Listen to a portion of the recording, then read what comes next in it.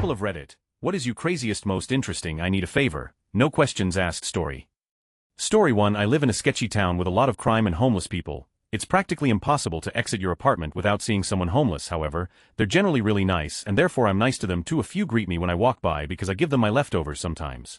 Well, one particular hobo and I are good friends. By friends I mean we talked that one time when I was going home from a frat party and he told me I was aight. Anyway, he saunters up to me one night when I was walking home and asked me to do him a favor. He wanted me to take another route home but didn't explain why. Now I typically don't follow instructions from the homeless in the middle of the night, but something in my gut told me to listen to him, probably because for the first time since I've seen him, he looked sober, so I did. The next day I heard by word of mouth that a woman was raped. I don't remember if it was also a murder or not on the route that I was going to take. That woman could have been me. I never saw Hobo Bro again after that. Edit. Wow, my first gold ever, thanks. Story 2. My friend and his wife were raging crackheads for almost 20 years. They have both been clean for 3 years and at this point his prostate cancer has returned after being in remission for several years. He had heart surgery about 3 months ago. A few weeks ago he asked me if I could do him a huge favor. I told him of course, because he was there for me when I was completely down and out and unconditionally gave what little he had when no one else could be bothered. He said, "You don't even know what I'm going to ask you yet." I told him that whatever he needed, I'd make it happen. Turns out he and his wife just wanted a ride to Hackensack, New Jersey so he could buy her a wedding ring. They've been married over 20 years and due to their drug habit have repeatedly pawned and ultimately sold off their wedding rings. Now they're clean and I feel they believe he doesn't have much time left. He wants her to have her wedding ring. I drove them last week. He couldn't get his legs in the car without help. After they went in and picked out and purchased the rings, he couldn't get out of the car to get lunch and pick up the rings when they were ready an hour later. It was a huge effort for him to take that ride and walk without his wheelchair. He spent all his savings on that set of rings. I took a few hours off from work and we had a picnic in a park in Hackensack. It wasn't a favor or an inconvenience. I felt lucky that they asked. Story 3. Not me but a family member. He was USAF with a number of people under his command, and stationed in Nevada IRC. In the middle of the night, one of his guys shows up on his porch, banging on his door as if his life depended on it. "Sir, I've done messed up, I need your help to fix it. Can you come with me?" With nothing more than saying, "Son, whatever it is you need, we'll get you through it." He dons his dungarees and gets in the guy's car and they drive off into the dead of night. He notices they are headed out of town, into the desert, in the pitch black of night. He tries to get the driver to talk, and the guy just sort of breaks down. "I had an argument with my woman, so I drove her out into the desert and left her there. I done messed up, they'll boot me out for sure after this." The boss is doing his best to keep the guy calm, reassure him he's going to come out of this okay. Outwardly, he's serene, but he's getting more anxious by the minute. They drove further and further into the desert. Finally pulling off the road they get out, and the guy goes into his trunk, hands over a flashlight and points his boss toward where he left the girl. Boss starts calling out, hoping the girl was nearby, and turns to ask the airman for his girl's name. While turning, the beam of his flashlight hits the guy, and all the tumblers scarily clicked into place. The airman was carrying a shovel. In the heat of an argument, the airman strangled his gal to death and drove her out into the desert in a state of panic over what had done. So he went to the one guy he knew could help him to set things to rights, his boss. His boss that somehow now found himself helping to dig a shallow grave and trying to seem supportive. After all, here he was in the desert with a killer. Nobody knew where he was and certain death awaited at the hands of this guy or those of Mother Nature if he couldn't keep a cool head. The officer was smart about it. He convinced the airman to bury her shallow, so the scavengers could come and clean up, and so the job only took a few minutes. They go back to the car, and he casually manages to leave the shovel stabbed upright into the roadside, to mark the location. On the drive back into the city, the airman is almost euphoric, relieved. The boss keeps reassuring him all the way back into town, just waiting to get out of the danger zone that is the desert. As they pull into the city, the boss has his airman pull into an all-night drive-in diner and then pays for burgers, fries and shakes. When the meal's almost done, he tells the kid, "You know what you've got to do, son. You know I can't do it for you." The guy kind of nods, walks over to a payphone and dials up the cops to confess. Story 4. Friend asked me to loan him $500. Would give it back in 2 days but needed it right now. Gave him $500. He gave me $2,000 the day after. I was a happy man. Story 5. My best friend of 4 years called me in the middle of the night asking me to drive him from North Carolina to Minnesota. He said that we had to leave tonight and I could never ask him about it in the future. I did it. 2 weeks later I was being questioned by my local police department about a murder he was involved in. Haven't seen or heard from him since. Story 6. We found a very real-looking fake hand. We put said fake hand in a Ziploc bag and drove it to Big Eric's. Now Big E, as we called him, was a huge Italian guy, roughly 225 pounds and 32 biceps. We ring the doorbell and when he answers we look freaked out and say, "Something happened and we need to get rid of this." Eric calmly takes the bag and closes the door without ever saying a word. Story 7. Can I stand here and speak to you like we know each other? A girl was leaving a wedding reception alone. From the cruise boat I worked on, I was on shore as passengers were leaving, and she came up and asked me this. I told her absolutely and jumped right into the role. She gave me a big hug and said how good it was to see me. Around then I kept a smile on my face, but asked if something was wrong. As it turned out, there was another guest at the reception making her uncomfortable. She said he hadn't done anything specific, it was just a bad feeling, but she didn't want to go pointing him out or accusing him of anything. She just wanted to see him to go his car and leave before she went out to the lot. Once that happened, we chatted another few minutes before she was on her way. Story 8. I was 17 and my father and mother traveled to the countryside for their 21st wedding anniversary. A few hours after they left I got a call from my father saying he needed me to do something for him. The serious tone he used made me say sure absolutely without knowing what he was about to ask.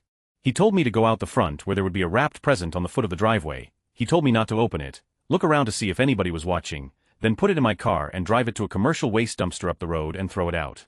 I then had thoughts like, is my father a drug dealer, and has he gotten himself in trouble with some gang? I asked him what was going on, and he just reiterated that he needed me to do this for him without any questions or opening of the gift. I did exactly as he asked. I picked up the gift, made sure nobody was watching and threw it out in the appropriate dumpster. I never found out exactly what was in that box, and never opened it. However, shortly after, my mother became suspicious of him having an affair. After my father denying it but his story unraveling over time, he was found by my mother in bed with another woman. My mum shortly after tried to kill herself. They then both involved myself and my brother in painful attempts of pitting us against one parent or another. I later found out the box almost certainly just contained pictures of my dad, this mistress, whom he is now married to. I don't speak to my parents much anymore and moved interstate. Story 9. About a year ago my roommate asked me to squeeze her as hard I can. I asked her why, she told me to just do it. So I oblige her and she stands there with eyes closed for 5 seconds then runs out the apartment door giggling. She denies it ever happened now. Story 10. While we were hanging out, my best friend got a call from his girlfriend. Now, she hardly let him out of her sight on any given day, so having some free time to sit around, chat, and play up some games had become a vanishingly rare commodity. But now on this particular day, she really needed him.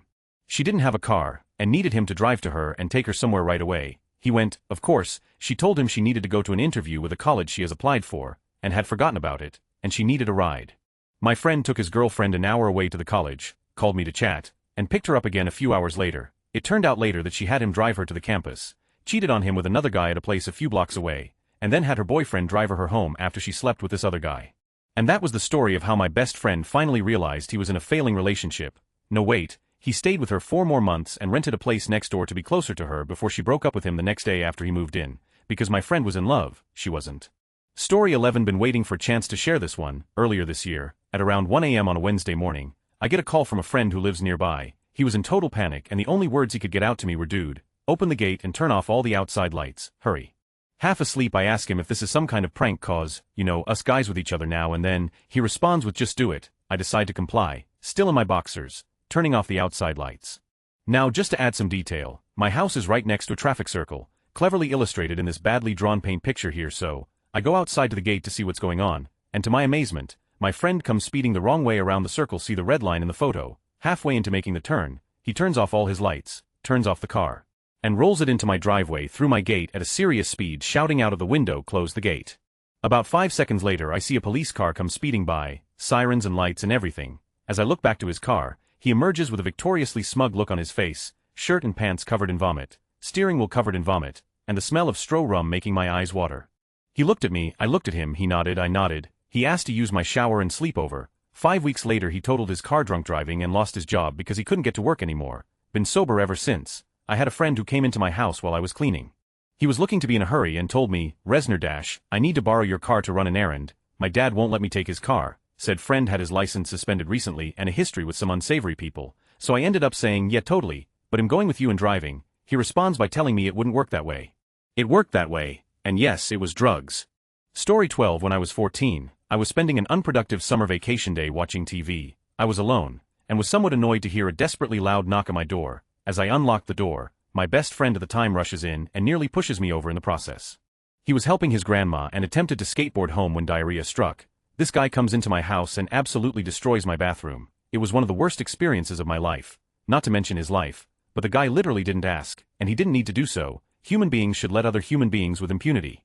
Unless it's dysentery or something. Story 13. A friend asked me to store some cooking equipment and related supplies, bowls, pans, cooking utensils, some wine, whatnot. Turns out he'd been getting some as a kind of bonus from his boss. Except his boss wasn't aware of this. And then the police got involved, felt zero guilt, got a nice 500 bottle of wine out of it. Then my brother's alcoholic girlfriend drank it one night, doesn't even remember it, just wanted more stuff to get her drunk. I will never forgive her. Edit. Since this is supposed to be a no questions asked story, I do have to admit that I did ask one question when he said he needed me to store things including wine I have a spot, but it's not refrigerated, is that okay? To this day he still chuckles about how that was the only part of this favor that I was concerned about. EDITX2 I know some people are probably curious as to what exactly the deal was, so hey race a more detailed explanation that I got after the fact. My friend was a chef at a high-end 4-star restaurant. Now at a place like this they are really serious about both health codes and presentations, so the amount of equipment they went through monthly was pretty significant. Scratch a mixing bowl, chuck it, dent in a saucepan, chuck it, even the slightest blemish on something the customer would see, it's gone. A lot of this stuff wound up with the staff at their homes. That wasn't all of the stuff that wound up at their homes, but the point is more that it's not like this stuff wandering off was really eating into the bottom line, or at least that's what my friend and most of the rest of the staff thought. Now on his own he probably wouldn't have taken much of anything home past the odd dented scratch dish and whatnot, but his boss openly encouraged staff to use the employee equipment discount for basic stuff, and even the occasional bottle of wine when an employee really stepped up during a busy night or something else. The boss did the same himself, so nobody thought much of it. Flash forward a few months, and one night the boss is mysteriously absent. Eventually they come to find he's down at the police station being interviewed on suspicion of felony theft. Everyone on staff is thinking this is a huge overreaction on some upper level person's part, an attempt to scare the staff straight and kill off the employee equipment discount bonus in one go. Then they get more details. So at the time my friend had taken a total of 6 of those bottles of wine, and he thought that was probably abusing things a bit. His boss had taken whole cases of wine, my buddy had maybe 8 creme brulee dishes, the boss had a few dozen. Pick an example of something my friend thought was on the border. The boss had 5 to 20 times as much, and that was just over the last year. So long story still long, they quickly realized that the police investigation was legitimate, and they were all likely accomplices. A few people panicked and tossed all of their stuff. Some, like my friend, decided to hide it until things were a bit less crazy. Importantly, nobody talked, so only the boss went down for it. Story 14 I was going into work on a late Sunday afternoon, saying goodbye to my GF at the time who would be leaving to go back home for the week. Best friend calls me as I'm about ready to walk out the door, answering from 1,500 miles away. He says he lost his job, doesn't have a place to stay, and has just enough money to drive to me. Could he live with me on the couch for a few months and get back on his feet? He arrived 5 days later, ended up borrowing around $1,000 to help get readjusted. Stopped him from doing something crazy like enlisting and helped get him a first job. He got 2 others while he was living with me.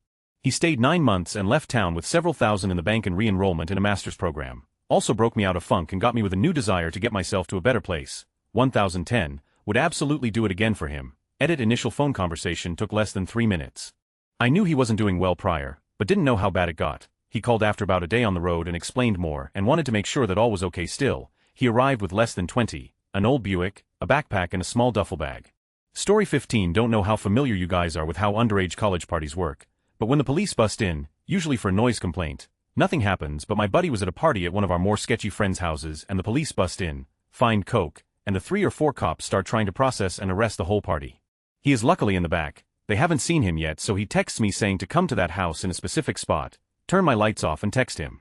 So I do, and I watch him leap out a second-floor window, and run into my car and upon seeing the 2 cops' cars as I drive off, I ask my first question, that being what he gave me a bottle of Grey Goose for my trouble. Story 16 pretty minor considering some of the other stories here but I have one. During the Dark Knight Rises premiere me and my friends were close to the front of the line. Our theater was the only showing for the next 2 hours, as the other room had broken down. The people in that line were told that if there was any room left in ours they'd be allowed in. Slim chance to none, so we start going in and this guy at the front of the other line looks desperate. We lock eyes and he gives me a questioning nod. I nod back knowing what he wants. He walks straight up to me with a big smile on his face and says, "Hey man, how've you been?" I respond immediately with, "Max, good to see you, glad you could make it." "I'm good you," I have no idea if that's his name but he looks like a Max and he rolls with it. And from there we launch into small talk and shoulder claps as he walks in with me and my friends under the suspicious eyes of the usher. As soon as we're in he veers off and tells me he owes me one. My friends patiently wait until he's out of earshot and ask me who that was. I shrugged and said no idea. When the movie ends and we walk out we see each other and this time he's with a girl. He hurries over to me and says that he got a date with a girl and that this is the best night ever. If I ever need anything he's my man. Never saw him again. Max was a cool guy. I hope his date went well. Story 17 kind of silly, but I was at work one day commuting from home in a New York suburb to NYC and my dad called me. He says, "I need a favor. Pick up a copy of the most recent on your way home, okay? He'll pay you for it." I asked him why and he told me that sometimes when he asks me for things I should just do them not angry, we're jokers. Turns out there was an article about someone in the wine business that he wanted to read. It was just a bonus that he could confuse the out of me in the process. Edit I can't find the article online but it was during Rudy Korniawant's scandal. Check him out. It was apparently a big thing in the wine world and my dad had done some work with him in the past, though it would be hilarious if he just wanted the magazine. He did have a real excuse. My buddy used to call me all the time in the middle of the night. I'd go across the county and pick him up, never asked why. The fresh bruises on his face the next morning were always an answer he would not have been able to put into words. One night though I get a call, race over to his house like usual, but when I park at the end of the cul-de-sac where he lived 2 police cars came flying at me, boxed me in and came out guns pointed. As soon as I raised my hands they ripped me from the car and stuffed my face in the pavement. I was arrested because he shot the windows out of a semi on the road behind his house with a BB gun he stole that day from Walmart. I found this out for the first time when we were thrown in the same cell about an hour after being arrested. Dan was a dumb but he was a great friend, TLDR, I should have asked that one time. Story 18. My brother once asked me for my Glock and some duct tape. I thought he was messing with me so I said sure, no questions asked. Turns out he wanted to see if could make a silencer out of duct tape. Pretty sure he's not playing with a full deck, but I still love the idiot. The answer is no by the way. Story 19. One year, my dad messaged me on Facebook and said if your sister asks, that guy who was there at Christmas asked for your number. I'm pretty sure that guy was my brother-in-law's older brother. He never told me why she would even ask that, or what the happened that he needed me to back him up. Dad, what? Story 20. This story is really dependent on state of mind context backstory. The first time I ever tripped on acid, I was 17, still living at home. I had dropped with a bunch of friends out in this cornfield around midnight the night before, was still tripping at 7 a.m. when everyone decided to leave. It made for a risky drive home, but that's where I was heading. I was looking forward to a shower when I pull in our driveway to find my dad is home. And worse, he's standing in the front door. He ambushed me before I even got out of my car, said he needed my help with something but we have to hurry. I'm like why, noticing he's carrying 2 handsaws. He's like unlock the door, we're going for a little drive. So I unlock the passenger side door, he hops in, tells me to head up the hill near our house. I thought I was busted for sure, thinking he knew exactly what I had done, and trying to not give myself away I just drove slowly. He proceeds to tell me this ludicrous story. He's a bus driver for the city, and he said every day for like a decade he's seen this deer standing out near this hill every day, a beautiful 12-point buck, and that today when he was driving by there, he saw it had collapsed. I'm like so, and he's like you'll see.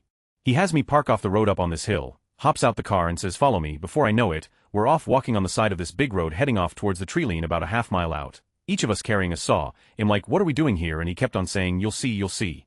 Finally we get near the tree line and sure enough, there's this giant buck laying on the ground, dead. He leans down and feels it, it's still warm, but definitely dead. I'm kinda grossed out as he's talking about it, and he's like feel it, then grabs my hand and presses it against this dead deer's flesh. Keep in mind I'm still tripping, so the whole time I'm like what the eye my hand back and now kinda mad. Like what the are we doing here dad, why? And he's like well I've seen this deer for so long, I always wanted to mount its head. I'm floored. I tell him, hey there is no way and I'm cutting off this deer's head, no way.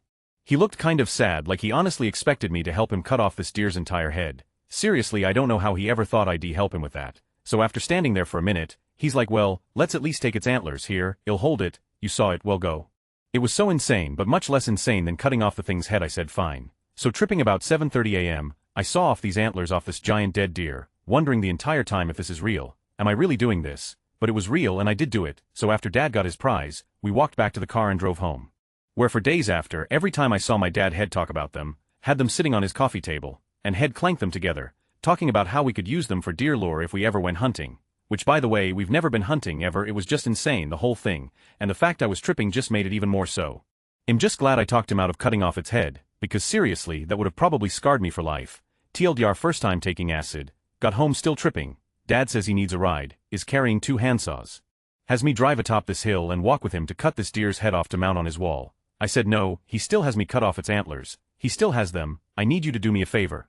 Okay, I have this goat, okay, and it's always hungry, okay, and it poops inside sometimes, okay, I'm going to Vegas for a week, okay, that's where I won my goat, okay, his name is Devon, he needs to be fed barley and wheatgrass. Okay, can you take care of Devon while I'm in Vegas? I'm not taking care of your goat, not even for 200, it's my gambling money, okay?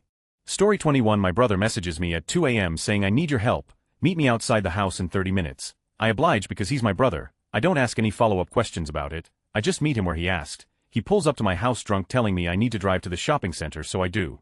Turns out, he was out drinking with his friend, who took a separate car, and got pulled over by the cops. The cops said if he could find someone sober to drive him home, he wouldn't have his car towed or give him a DUI. He was drunk but was really good at playing like he wasn't. I'm not sure how he managed to get the cop to go lenient on him. He may have passed the sobriety tests, but the cop knew something was up, so I drive him home and drive my brother and I home and got respect for helping them out when they needed it most. TLDR, I'm a bro brother. Story 22. A year ago my father called me up out of the blue on a cell phone he shouldn't have the number to and asked me to go to a house in the back of a burned down warehouse. And so I did. Inside the house my father was bleeding on the ground. I picked him up and put him in my mom's van and drove him to the hospital where I dropped him off. I went back the next day after cleaning the van, but the hospital told me he left during the night and that he's lucky I found him multiple bullet wounds to the leg and one to the gut, and asked me if I know who he was. I told them no, filled out a police statement and went home. The number he called me from is no longer in service. I hope you're okay, Dad. Story 23 got a call from a friend at 4 in the morning one night declaring that he needed some help. We both lived in the same dorm at the time, and I figure he was just trying to get in without being seen by the resident assistant drunk, because we were both underage at the time. My groggy didn't ask any questions and went down to the side door to let him in. He wasn't there though. I looked around, called his name a couple times, smoked a cig and went back inside cause it was cold as Santa's outside. I tried calling him again to no avail and end up going to his room to see if his roommate knew where he was. Turns out he was in there naked, handcuffed to the bed with a gag around his neck that he spat out. I laughed so hard I woke the neighbors up. Then they laughed with me. We let him out and he proceeded to tell us this story of this fine woman grinding on him and handcuffing him to a bed. Apparently she was on top, and right before he got lucky, she hopped off, laughed at him and told him to figure it out when he asked how he was getting out. That's when he laid there for what he said was 3 hours trying to get his phone from his desk at the foot of the bed to his face so he could call. Felt bad for him, but never letting him live that one down. Story 24 Sophomore Geometry. There was this sketchy kid who sat in front of me. I think he was a junior or senior. Behind me sat the chief of police's daughter. This was in the 90s. DARE was still a believable thing, a police program to scare kids off using drugs. We'd all share answers and stuff, so we knew each other's temperament. Well, dude in front whips around when it's time for practice and says, "Can you hide my speed?" One, if he needed it hid, he said it kinda loud. I mean 3 rows took notice and 2-man speed, that ain't holding weed. Confiscated by teacher, we goes missing. This is 15 years old, me can't believe what they, I don't want to say no. He's looking at me like Rasputin, he seems half sincere, half I took some to hide it. I can feel the police chief's daughter eyeballing me. She was kinda cool, but I still pictured, hey Dad, some kids were with speed in school. Somehow I came up with open your book. The spine bends open, slip the speed between the spine and the cover, close the book. Put it under the table over there. Diffused. Didn't see the kid much after that, probably because he was with speed. Story 25 My dad picked me up after a week in the army and he was drunk as. We went to a party they had in the middle of a field, and to get there we needed to go through some back roads. The single lane kind with crop fields on each side. He goes like, ever seen Tokyo Drift? Pulls the handbrake and tries to drift. We end up in the middle of the field. He turns to me and says, "You're not telling Mom a single word." He sobered up a bit shortly after. Story 26 Crazy ex-girlfriend story. So, my ex and I had been broken up for about, a good year. Well, every so often she's be a mole and pop her crazy little head up. It was a random night, like 3 a.m. and I get a phone call. Now normally I don't answer her call, but hey, it's late and she's calling me, she must be in trouble. She's on the phone, bawling and blubbering about her current boyfriend. Apparently he and her has their first major blow up and he threatened to leave her. She says that the only way he would attempt to work things out with her was that if she was pregnant. And this is where it gets weird. After her long explanation, she decides to get right to the point. Since her and her man haven't seen each other for a few days, and he told her the only way he would still stick around would be if she was knocked up. Guess who she wanted to donate the yup, this guy. She had this whole plan for how it would work out too. ID go over would make the nasty sans protection, for babies, and if when she got knocked up, she'd keep me in the loop when she had the child, she'd let me see it every so often. I wouldn't have to pay any kind of child support because the kid wouldn't be mine. Sort of, I don't know why I didn't hang up when she asked to have me knock her up. But I guess when you try a bite of crazy, you have to eat the whole bowl. The favor got wilder and wilder. If her and her man didn't work out, since it was my child, we could get back together. She had all kinds of plans, so I finally heard enough. I gave her my points as to why no. I was too young, 22, to have a kid at the moment. B.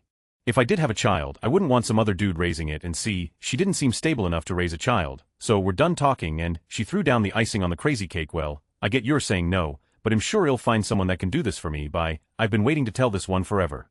So it's 2 a.m. and my friend call him a calls and says he needs to crash at my place for a week. I ask why, but he just says because, so he comes over with a bag and a gift wrap box. I don't ask questions and he buys his own food and sleeps on the couch. After a week he leaves but asked me to hide the gift wrap box for a month or so. Now I was a sneaky SOB and opened it without screwing up the paper. Now what did I find? Guess right now, stop and guess. Jeopardy music. It was 6 boxes of Cocoa Puffs. He never came back for it either. Story 27 2 years ago, a coworker asked me to come help him move after work. So I went and helped him, took almost everything. Then I noticed he was leaving his living room furniture, so I asked what he was doing with it. He said he'd give it to me if I wanted it. Long story short, the house he was in was pre-furnished by his landlord. He didn't come to work for a week after that. But hey, I got a free leather living room set.